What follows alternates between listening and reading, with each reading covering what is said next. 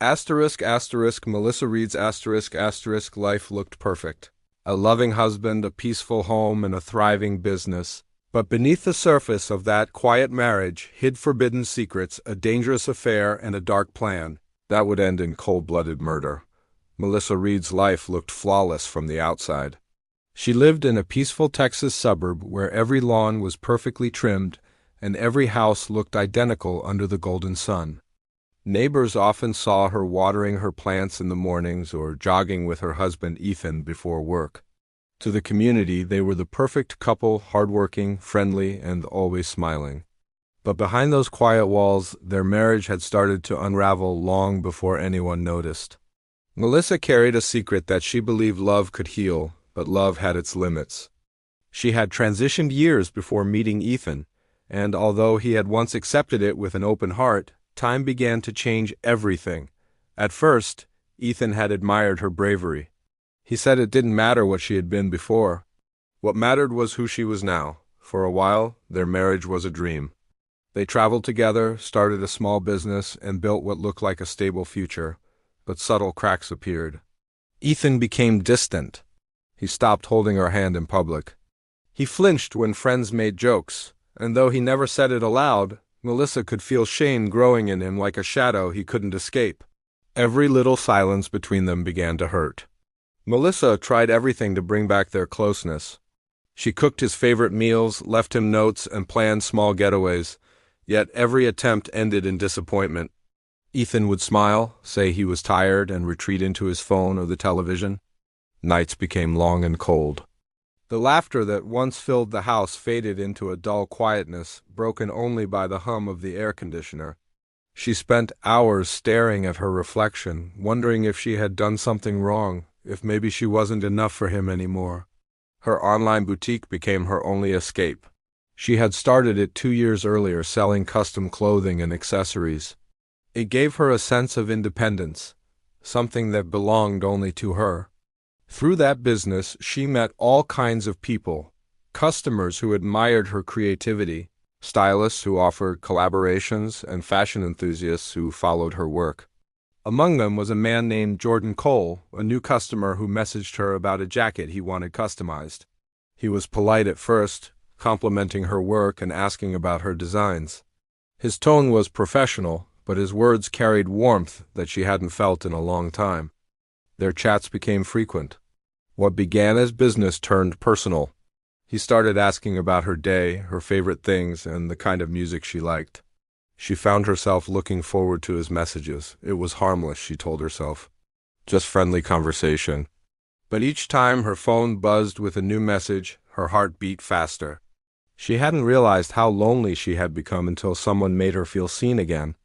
Weeks turned into months, and soon Jordan was part of her daily routine. They shared stories about their lives, and he often sent photos from his travels, beaches, city streets, hotel balconies. Melissa felt alive again. The excitement reminded her of what love used to feel like. She told herself she wasn't doing anything wrong. Ethan had stopped caring. She just needed someone to talk to, but in the quiet hours of the night, guilt crept in. She would glance at Ethan sleeping beside her and wonder what she was doing. Still, she couldn't stop. Jordan eventually suggested meeting in person. She hesitated, but curiosity won. They met at a cafe downtown on a warm afternoon. When she saw him, tall and confident, she felt an instant rush of emotion she couldn't explain. They talked for hours. His attention was intoxicating. Every word, every smile, every glance made her feel like the world revolved around her again. He complimented her work, her beauty, her strength. She hadn't heard those words in years. That meeting changed everything. Melissa started making excuses to leave the house, deliveries, clients, supplier meetings. Ethan barely noticed. He had become consumed by his own frustrations, spending late nights drinking with coworkers or scrolling through his phone until he fell asleep. Their conversations had become mechanical, like two strangers forced to share a house. She convinced herself that meeting Jordan was harmless, that she deserved a little happiness after all the emotional emptiness she had endured. But soon those meetings turned into something far more dangerous. Jordan became bold. He sent her expensive gifts, perfume, jewelry, clothes. Each delivery made her heart race, though she hid them carefully in a locked drawer. Their meetings shifted from cafes to hotel rooms. What started as emotional comfort turned into an affair she could no longer control. Each time she tried to stop, Jordan pulled her back in with promises and charm. The guilt grew heavier, but so did her dependence on the attention he gave her. For the first time in years, she felt desired. Ethan noticed changes. He found traces of perfume he didn't recognize, unfamiliar charges on the credit card, and long hours where Melissa disappeared without explanation. He didn't confront her right away. Instead, he watched. He studied her behavior, her phone habits, and the way she suddenly smiled while texting. Something inside him hardened. He had already been struggling with his own insecurities about their marriage, but now he felt humiliated. Still, he stayed silent, pretending not to know, pretending everything was fine. Melissa sensed the growing distance but ignored it, convincing herself that Ethan's silence meant he didn't care. She thought she was safe. But Ethan's quietness wasn't peace, it was preparation. He began checking her phone when she left it unattended, memorizing numbers and noting unfamiliar names. He followed her one afternoon under the excuse of leaving work early. When he saw her car parked outside a small motel, his suspicions turned into certainty. Inside that motel, Melissa was laughing, unaware that the man she was betraying was standing just a few feet away, hidden in the shadows of the parking lot. Ethan's chest burned with rage, humiliation, and heartbreak, but he didn't go inside. He didn't shout or confront her. Instead, he walked away slowly, his face expressionless, his mind already descending into a dark place. Something inside him broke that night, something that could never be repaired. When Melissa returned home, she found Ethan calm and distant, almost eerily so. He acted as though nothing was wrong, and that scared her more than anger would have. He cooked dinner, smiled politely, and kissed her forehead before bed. She thought she had gotten away with it. Didn't he know that the silence in their home was no longer built on emptiness, it was built on rage. As days passed, Ethan began to change in subtle ways. He left home early, came back late, and spoke even less than before.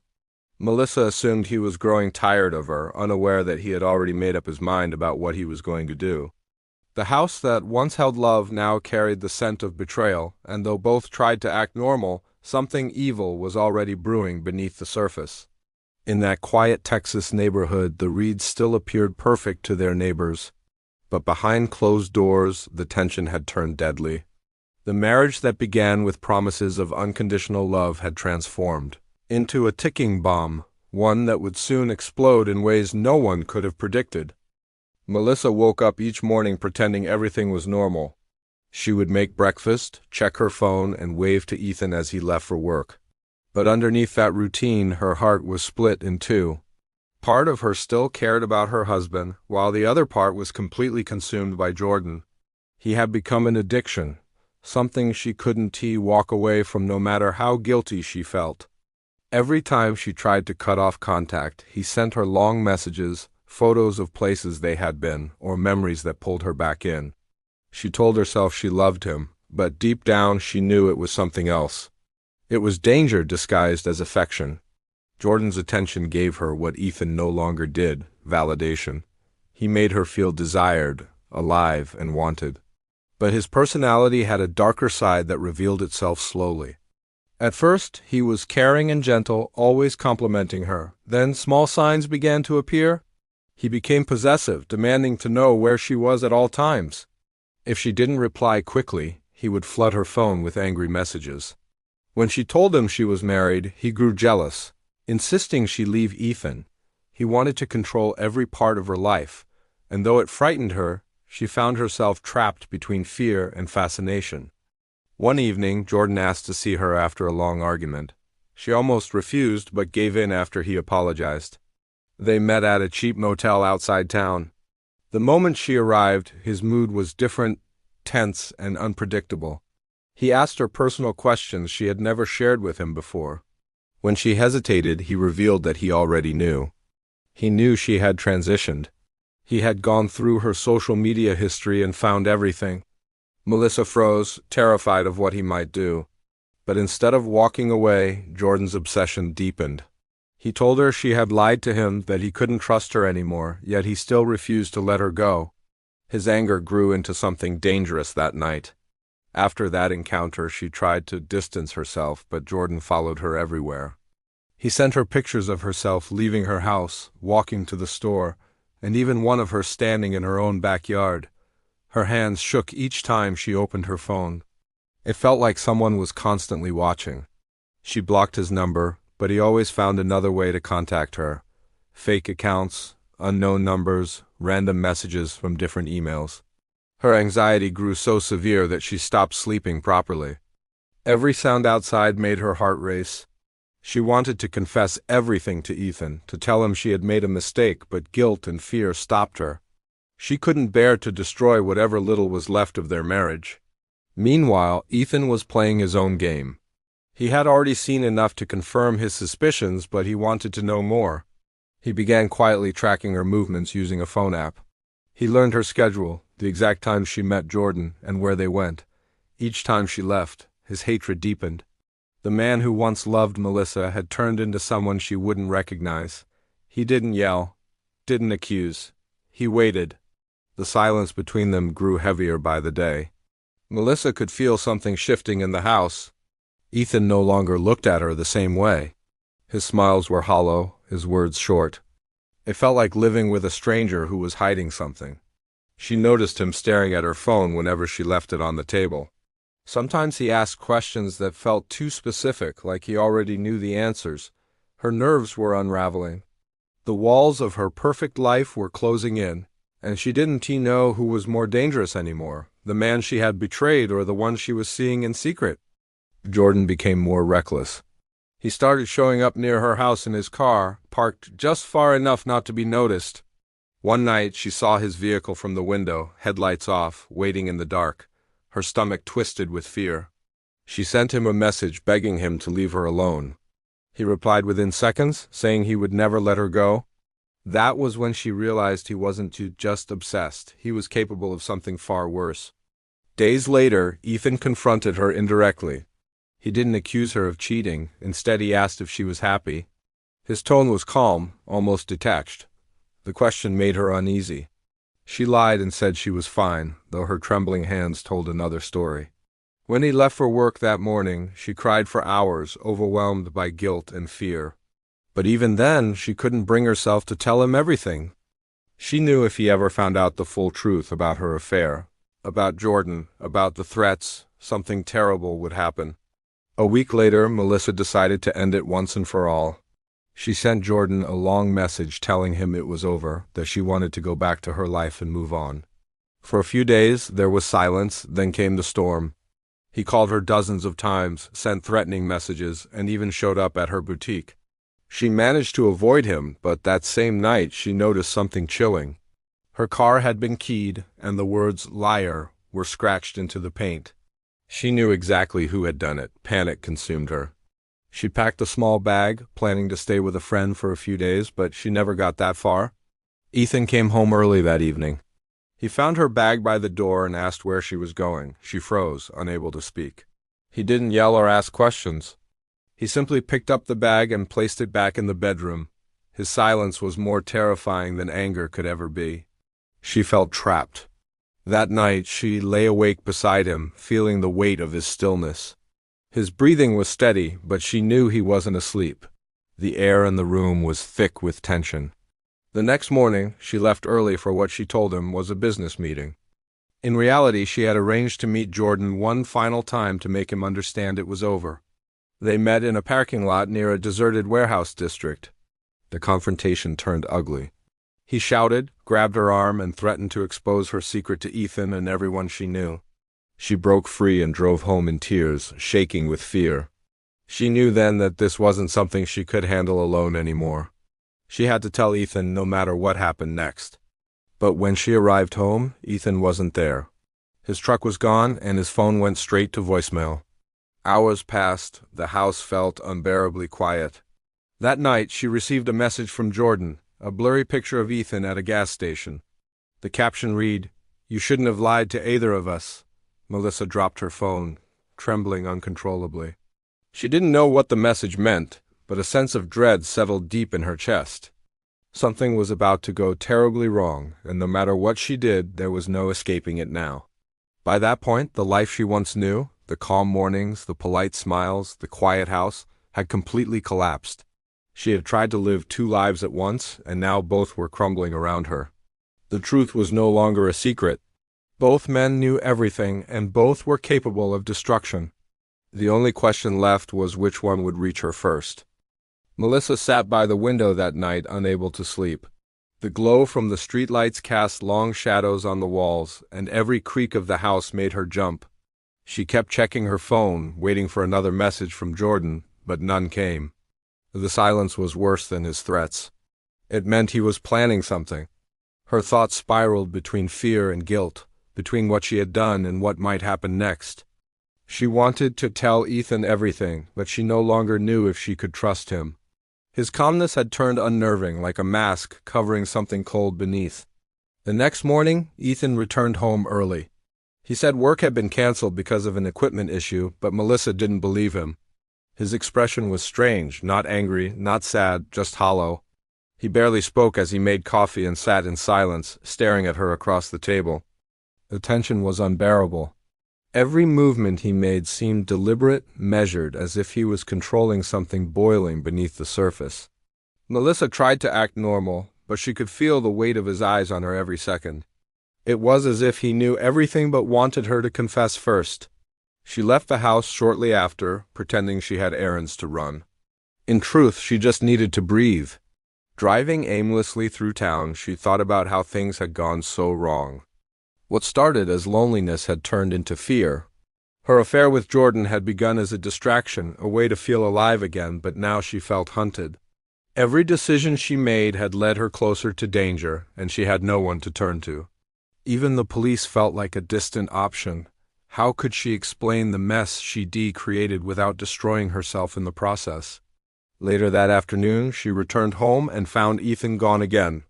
His phone was switched off, and his truck wasn't in the driveway. Relief washed over her for a moment, but it was followed by dread. She didn't know where he went or what he was doing. When she checked her email, there were unread messages from unknown accounts, photos of her with Jordan, taken from hidden angles, some from the motel, some from the parking lot. Her heart stopped. Someone had been watching them all along. She knew immediately it had to be Jordan. He was sending her a warning. That evening she received a final text.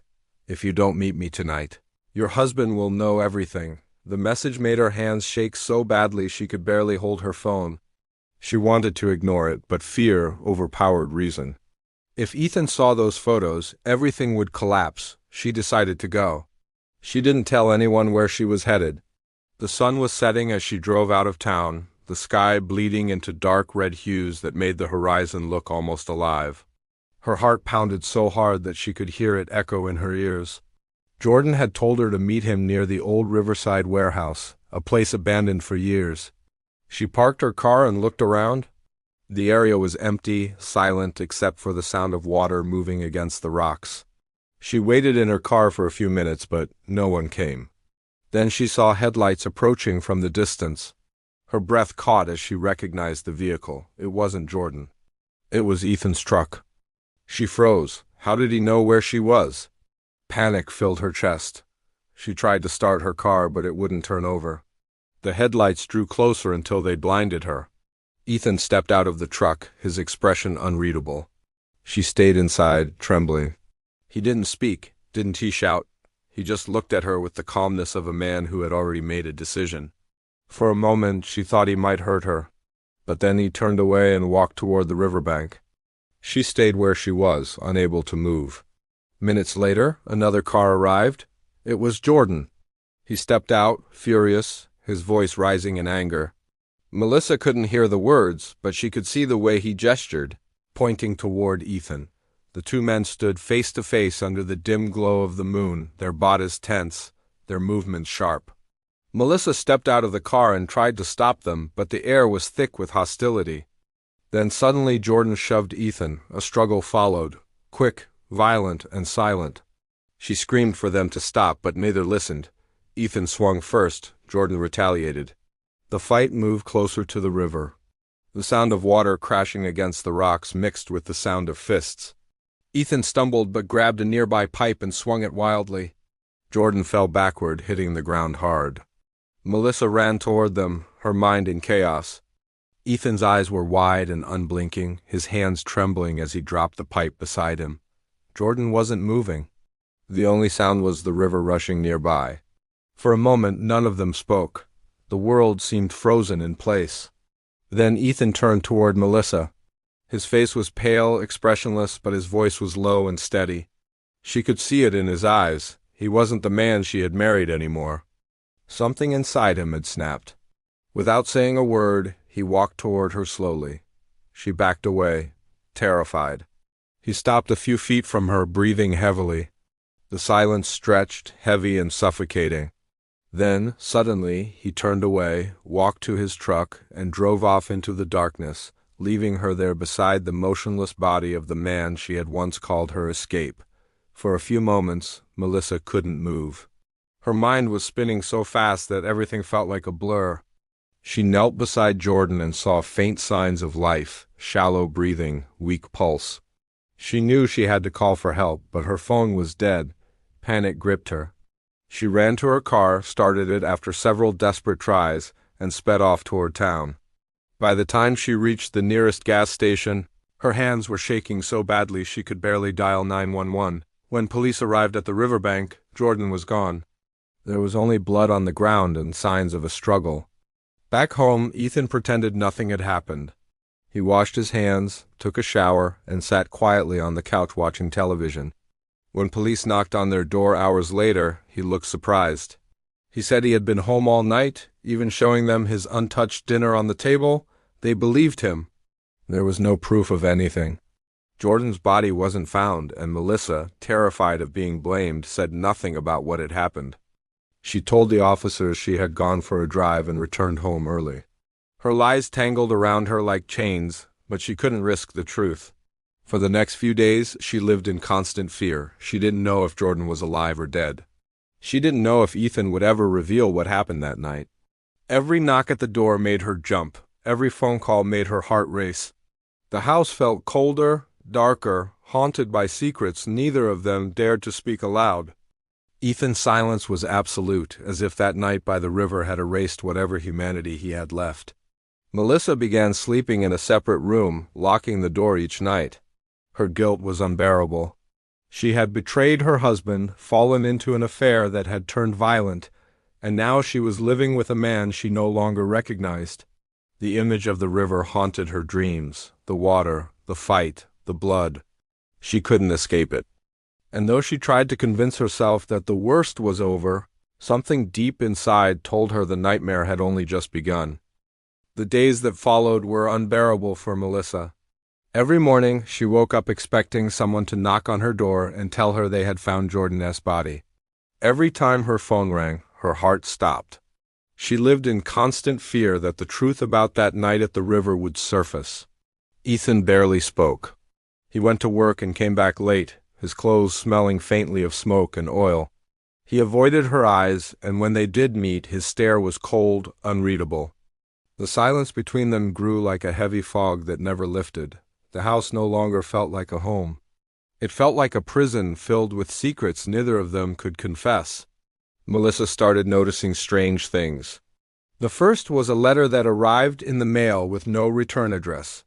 Inside was a single photograph, a picture of her standing beside her car the night of the river incident. The photo was taken from a distance, blurry but recognizable. Written across the back were the words asterisk, he knows, asterisk. She dropped it instantly, her hands trembling. She didn't know if it was a warning, a threat, or a cruel trick. When she showed it to Ethan, he only glanced at it once before crumpling it in his hand and throwing it in the trash. He told her not to worry, that someone was probably trying to scare them. But his expression betrayed something else, something that looked like guilt. At night, Melissa began hearing noises outside. Sometimes it was footsteps near the window, sometimes the sound of gravel crunching in the driveway. When she told Ethan, he dismissed it, saying she was imagining things. But the fear wouldn't go away. She started locking every door and window, leaving lights on in every room. The once peaceful neighborhood now felt like a hunting ground. Sleep became impossible. Every time she closed her eyes, she saw Jordan's face, the river, the blood, the pipe in Ethan's hands. A week later, police returned to their door. This time, they weren't asking questions about Jordan. They were investigating an abandoned car found near the river, registered under Melissa's name. The driver's seat had traces of blood and fingerprints that matched both her and Ethan. Melissa's body went cold as the officer asked if she knew anything about it.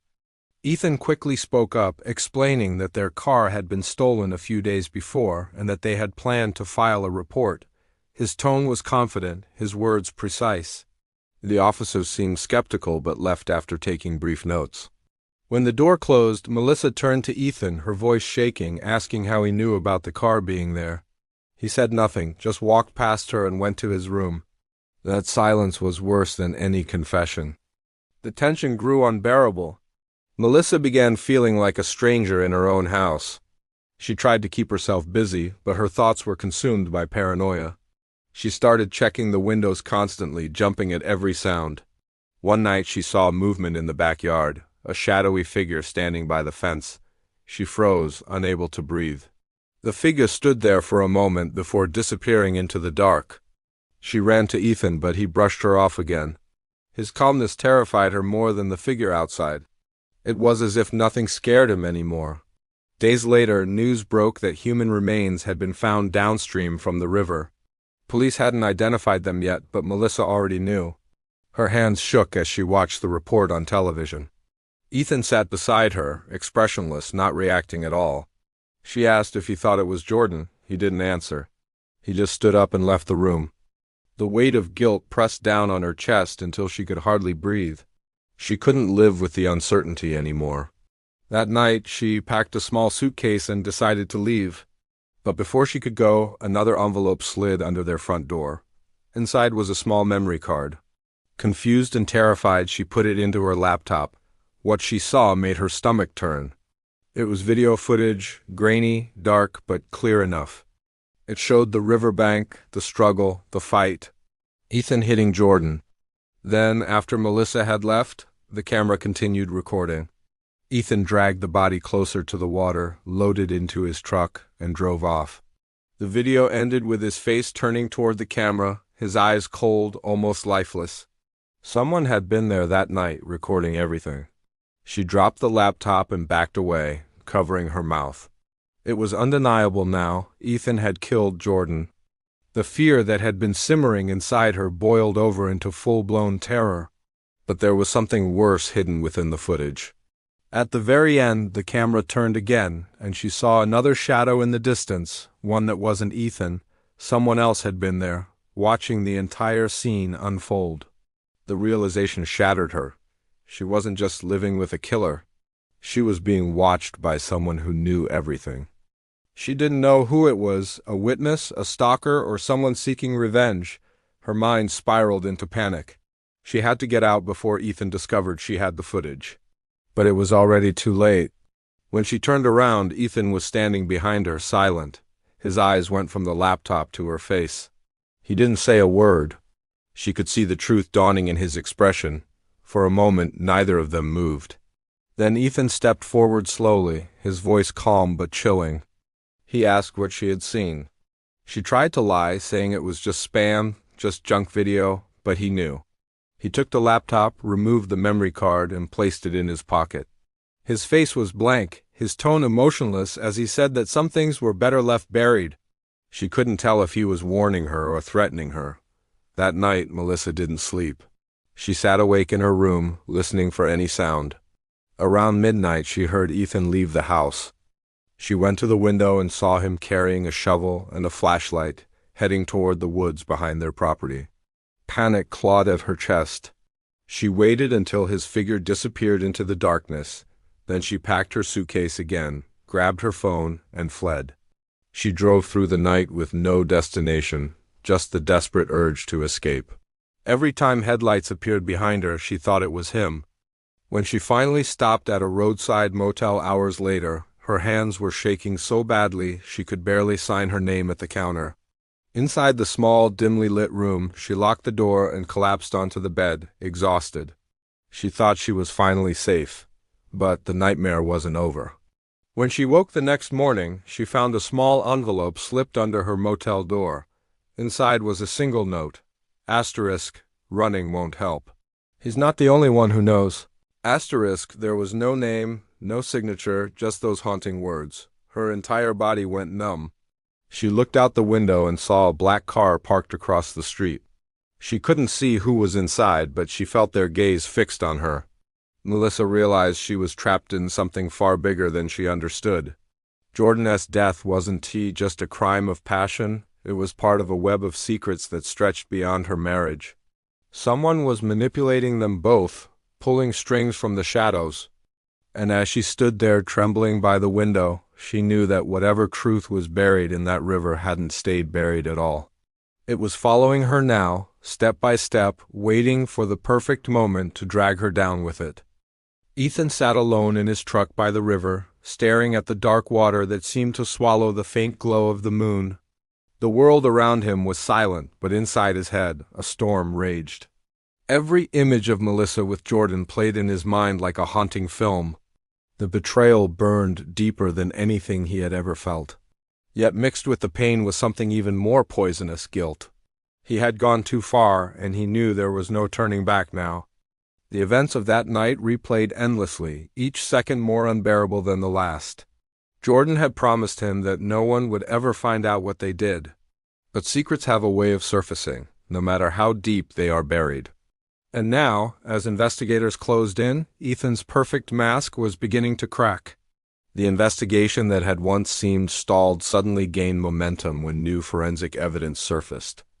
The police found faint traces of Melissa's DNA in Ethan's truck, beneath the floor mat on the passenger side. It wasn't enough to arrest him outright, but it was enough to reopen suspicions. Detectives revisited every interview, every small detail he had shared. They noticed how calm he had been through it all, how controlled his words were. They began to see through his performance. Jordan's disappearance had already painted a partial picture of guilt, but the discovery of a burner phone near an abandoned warehouse tied both men together. The phone contained several deleted messages between them, some cryptic, some threatening, all leading back to the night Melissa vanished. Ethan's story of innocence was starting to collapse. Jordan, meanwhile, was living like a ghost hundreds of miles away in Oklahoma, constantly on the move, changing motels every few nights, paying in cash, avoiding cameras. But guilt had its own voice, loud, heavy, and relentless. He couldn't sleep without seeing her face.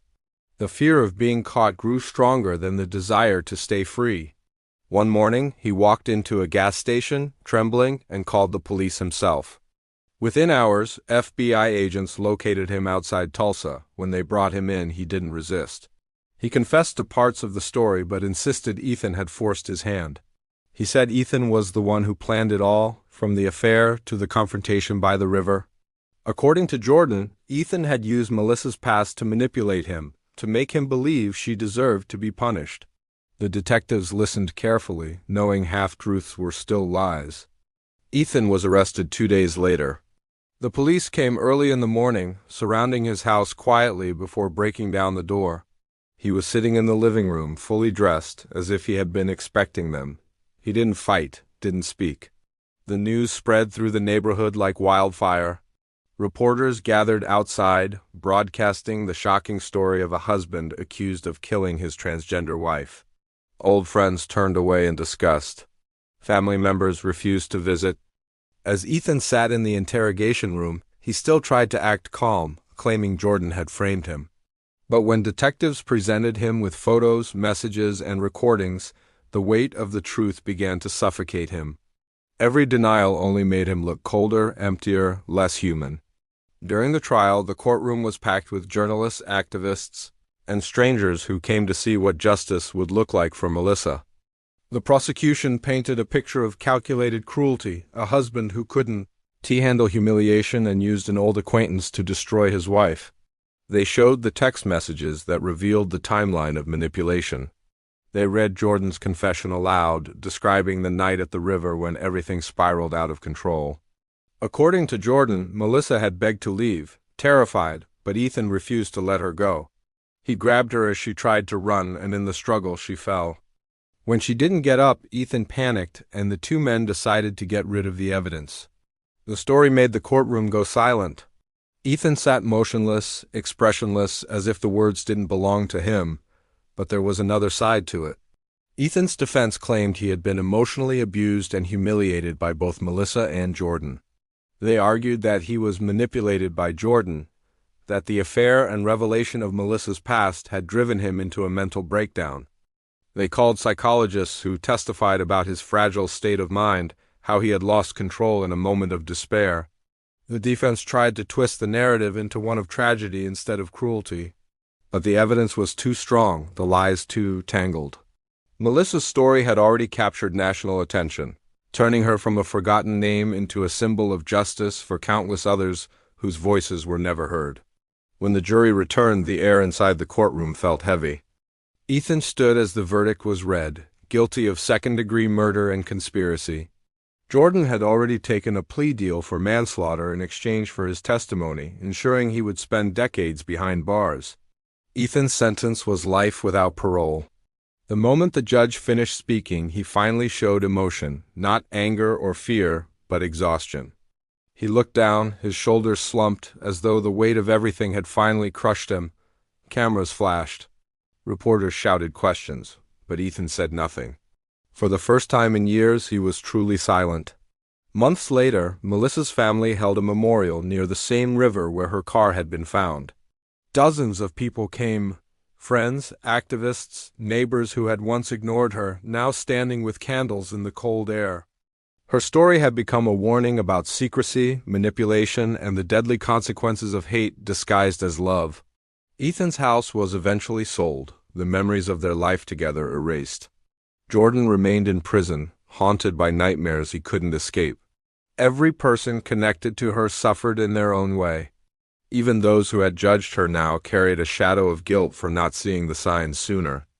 Inside his prison cell, Ethan spent his days staring out the small window, watching the sky change colors but never truly seeing it. He refused to speak to reporters or write letters. Some said he found religion, others said he was losing his mind. But what really happened inside his head remained a mystery. The same man who once claimed to love unconditionally had destroyed everything he claimed to protect. In the end, he became the very thing he feared, a prisoner of his own lies. The story of Melissa Reed faded from headlines, but it continued to live on in whispers and documentaries, and in online forums where people debated what truly drove Ethan to such darkness. Was it jealousy? Or a deep, twisted love that had lost its way? No one would ever know for sure. But one thing remained certain. The quiet house by the river, once filled with laughter and warmth, had become a symbol of betrayal and loss. The river that took her had also taken everything else with it: truth, trust, and the fragile illusion of happiness. Years later, when new residents moved into that neighborhood, they often wondered about the strange silence that hung over the place at night. Some said they could still hear the faint hum of water, as if the river was whispering her name. Melissa S.'s story was no longer just about a murder, it was a reminder of how darkness grows in silence, how secrets rot beneath smiles, and how love, when poisoned by deceit and fear, can destroy more than a life. It can destroy souls,